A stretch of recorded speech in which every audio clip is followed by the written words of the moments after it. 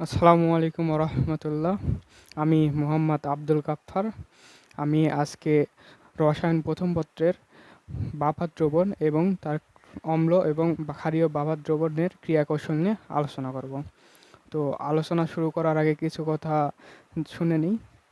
তা হলো, আমরা জানি সাধারণ কোনো দ্রবণে যদি কিছু পরিমাণ অম্ল বা ক্ষার যোগ করি তাহলে পিএইচের মান পরিবর্তন হয়ে যাবে। কিন্তু বাফার দ্রবণ হলো সেই দ্রবণ যে দ্রবণে আমরা যদি সামান্য ক্ষার বা অ্যাসিড যোগ করি তাহলে পিএইচের কোনো পরিবর্তন হবে না, আর সেটাই হলো বাফার দ্রবণ। চলো শুরু করা যাক। বাফার দ্রবণ সাধারণত দুই প্রকার। একটি হলো অম্লীয় এবং ক্ষারীয় বাফার দ্রবণ।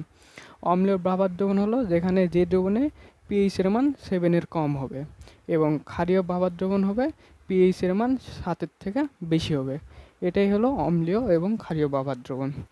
আর বাফার দ্রবণটা তৈরি হবে কি করে? তাহলে হবে দুর্বল অ্যাসিড এবং তার লবণ, অথবা দুর্বল ক্ষার এবং তার লবণ এর মিশ্রণ। যেটা দুর্বল তার উপর নির্ভর করবে বাফার দ্রবণটা কার হবে। তো যেহেতু আমরা জানলাম বাফার দ্রবণ দুই প্রকার, অম্লীয় এবং ক্ষারীয়, তো এখানে আমরা কি পাচ্ছি?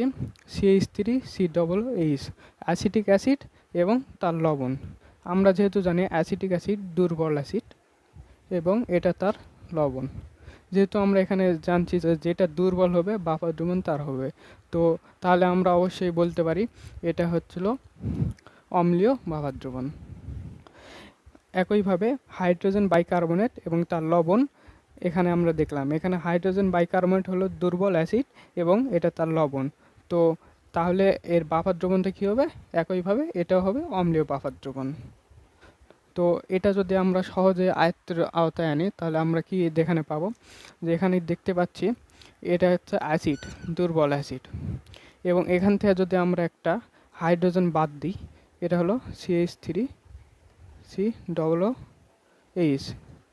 এখান থেকে যদি আমরা একটা হাইড্রোজেন বাদ দিই তাহলে কি পাবো? CH3COO। একইভাবে এখান থেকে যদি আমরা একটা হাইড্রোজেন বাদ দিই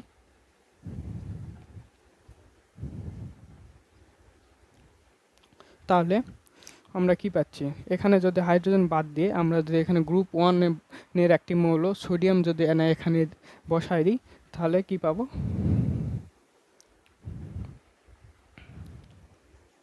তাহলেই আমরা একটি অম্লীয় বাফার দ্রবণ পেয়ে গেলাম। একইভাবে এখানে NH4OH এবং NH4Cl, এখানে NH4OH এটা হলো দুর্বল ক্ষার, আর এটা হলো তার লবণ। যেহেতু এটা দুর্বল ক্ষার, তো সে অনুযায়ী এখানে লবণটা হবে ক্ষারীয়, বাফারটা হবে ক্ষারীয় বাফার।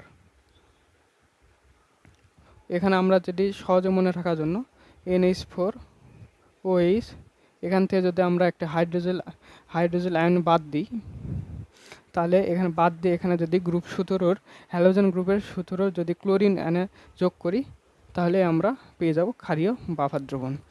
এবং এই লবণটা হবে যে অ্যাসিড যদি অম্লীয় বাফার হয় এবং তার লবণটা হবে দুর্বল অ্যাসিড এবং শক্তিশালী ক্ষার থেকে প্রাপ্ত লবণ, এবং ক্ষারীয় বাফার হলে দুর্বল ক্ষার এবং শক্তিশালী অ্যাসিড থেকে প্রাপ্ত লবণটাই হবে ক্ষারীয় বাফার।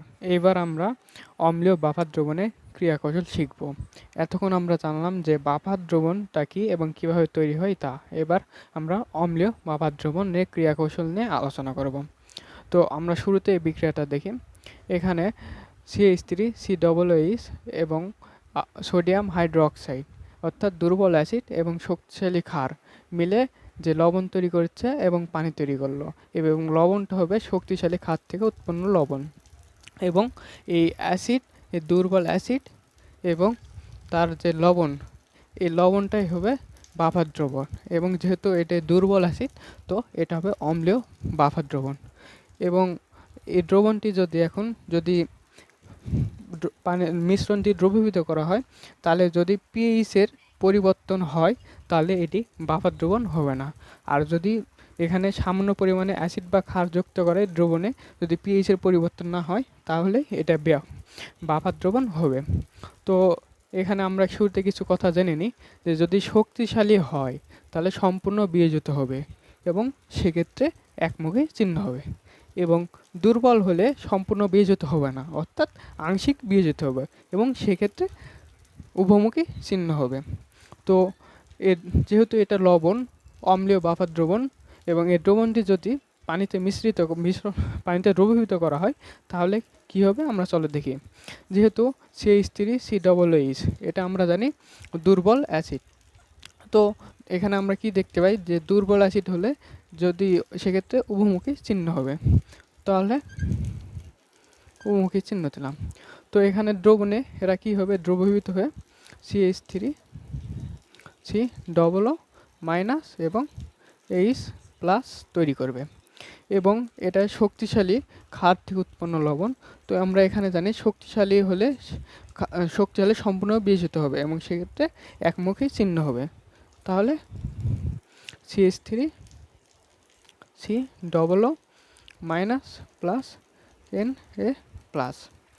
তাহলে এটা মিশ্রণটি পানিতে এই অবস্থায় দ্রবীভূত হলো। তো এটা দুর্বল অ্যাসিড, তো এটা আংশিক বিয়োজিত হয়েছে।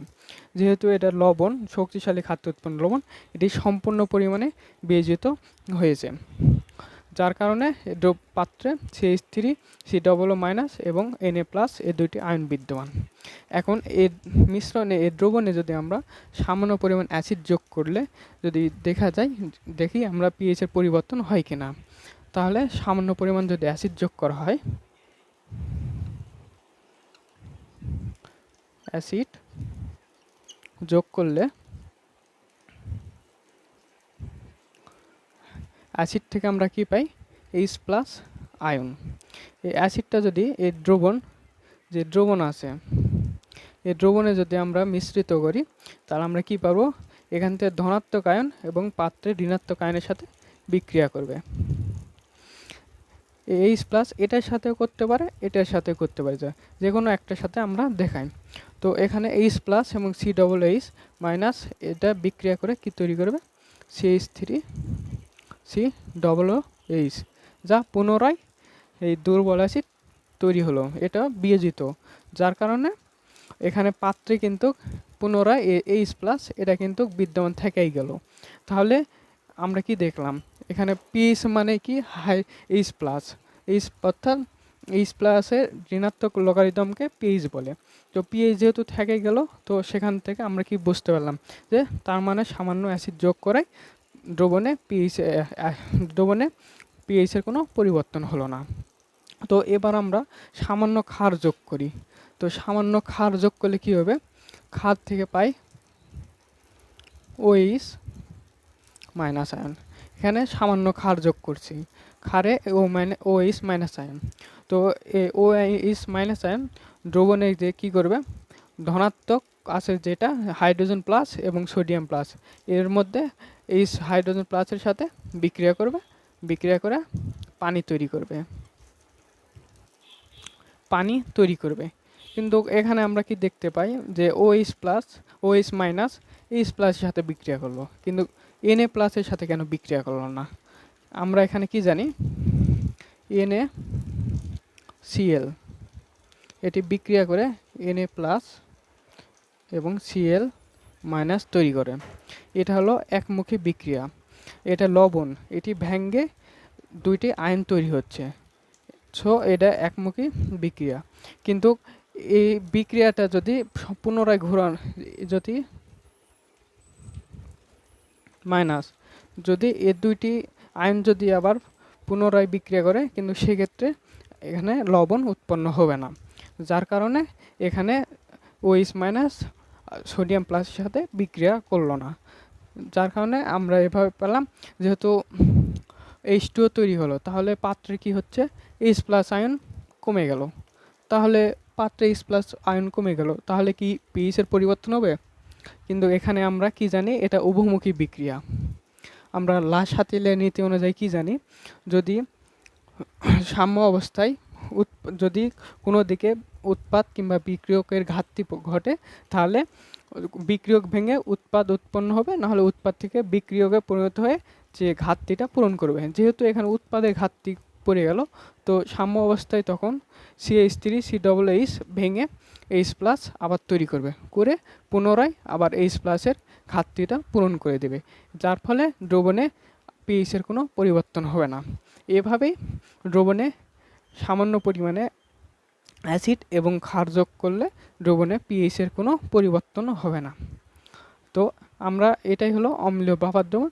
তো আমরা এখান থেকে দেখতে পেলাম যে সামান্য পরিমাণে অ্যাসিড যোগ করা পিএইচের পরিবর্তন হলো না, সামান্য পরিমাণে ক্ষার যোগ করায় পিএইচের কোনো পরিবর্তন হলো না। সো তাহলে আমরা এটা বলতেই পারি যে এটা একটি বাফার দ্রবণ। এবং এই দ্রবণের যদি এই বিক্রিয়াগুলো আমরা ভালোভাবে লিখি, তাহলে অ্যাসিড যোগ করলে বিক্রিয়াতে হবে H+CH3 সমান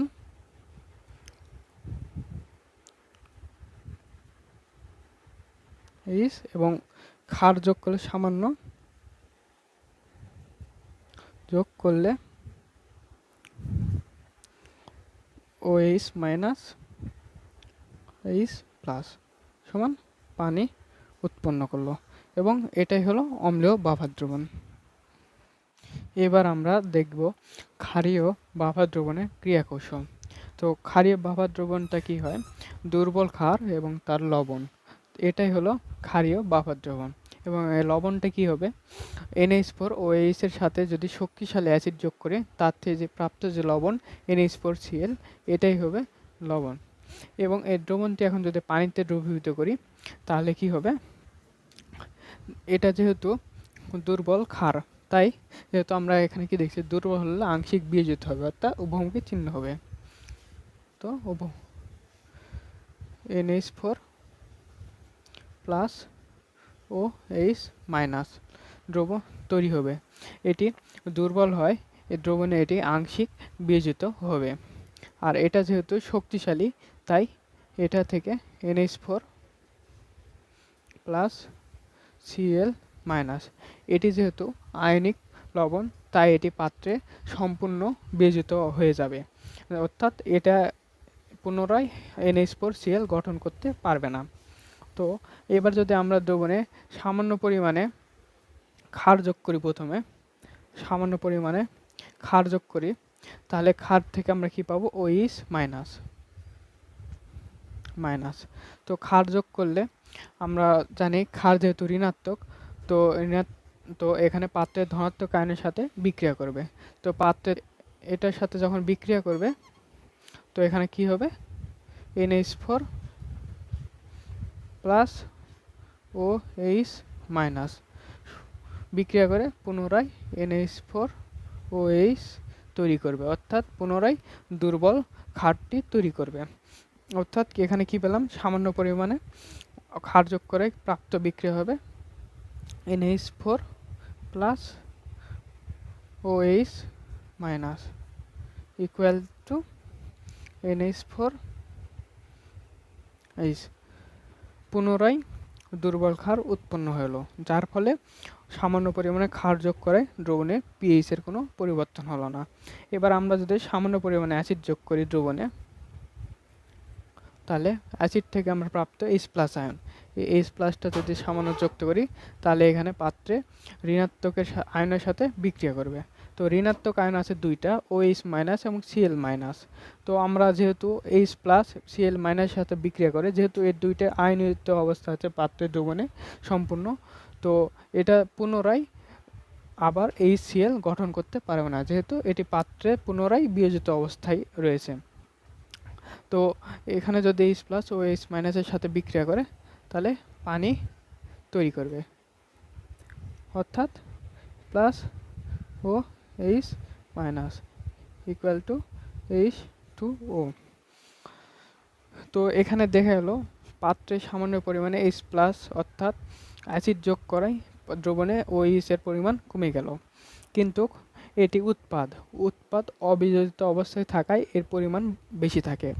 তো বেশি থাকায় লাস-হাতিয়ালের নীতি অনুযায়ী উৎপাদ ভেঙে বিক্রিয়কে পরিণত হবে, এবং বিক্রিয়কে পরিণত হয়ে পুনরায় OH- আয়নের ঘাটতিটা পূরণ করবে। এই পূরণ করে দ্রবণটি আবার সাম্য অবস্থায় পরিণত হবে, যার ফলে পাত্রে আবার সামান্য পরিমাণে অ্যাসিড যোগ করায় পিএইচের কোনো পরিবর্তন হলো না। তো এভাবেই আমরা দেখলাম যে পাত্রে সামান্য পরিমাণে অ্যাসিড বা ক্ষার যোগ করায় ক্ষারীয় বাফার দ্রবণের কোনো পরিবর্তন হলো না। তো আজকে এই ছিল আমাদের আজকের আলোচনা, যে বাফার দ্রবণ এবং অম্লীয় এবং ক্ষারীয় বাফার দ্রবণের ক্রিয়াকৌশল নিয়ে। তো ভিডিওতে যদি কোনো ভুল ত্রুটি হয় অবশ্যই ক্ষমার দৃষ্টিতে দেখবেন। ভিডিওটি দেখার জন্য ধন্যবাদ সকলকে। আসসালামু আলাইকুম।